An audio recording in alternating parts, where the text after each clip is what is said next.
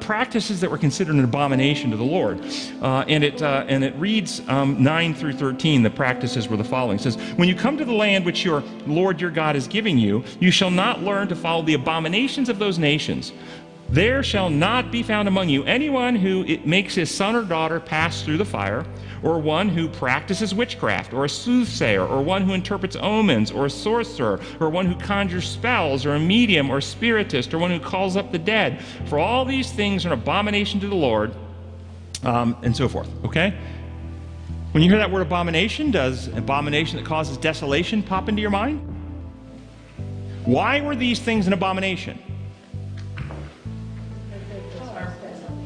Pardon? Because they caused it. Yeah, they do cause desolation, but why? How? What's the mechanism? What's the means? I want you to understand very clearly. What? Alter your appearance of God. They can alter your appearance of God, no question about that. This is spiritualism. All these are spiritualism. Yes, different forms of spiritualism. What is the root of spiritualism? It is the pursuit of knowledge without the use of reason or the investigation of truth and evidence. When you go to a fortune teller, what do you want? When you go to a palm reader, what do you want? When you go to a tarot card reader, what do you want? When you read your horoscope, what do you want? All these things are wanting some knowledge. I want knowledge. I want information. When you speak to the dead and call the dead back, what do you want? All these things are about forming knowledge, pursuing knowledge, but not using, come let us reason together, or investigating truth and evidence. See, God has all truth on his side. Satan has no truth on his side. So pursuing these patterns or methods of trying to get knowledge damages your reason, damages the faculty. It makes you surrender thinking to some magical, mystical wonder, sign, authority, somebody in a robe, somebody sprinkling water, some smoke-filled room, some weird thing that makes you feel something off or wonderful, some shroom that you take in your service in the smoke hut. Okay? It's designed to shut down thinking,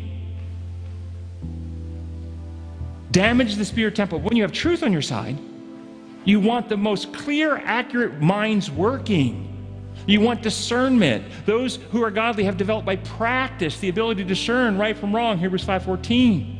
When it exercises those abilities, all these things suspend those abilities in the law of exertion. If you want something to get stronger, you must exercise it. Because if you don't use it, So spiritualism destroys by lack of exercise and exercising false attitudes and beliefs. It destroys the faculty of discernment and makes us vulnerable to deceit. It's an abomination. It corrupts the spirit temple.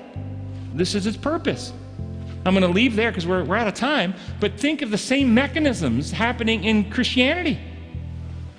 Pursuit of knowledge without investigation of evidence or use of reason. Just have faith. Don't ask questions, just believe.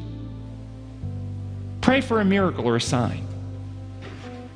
Pray for a good feeling inside from the Holy Spirit. But don't investigate, don't think, don't reason.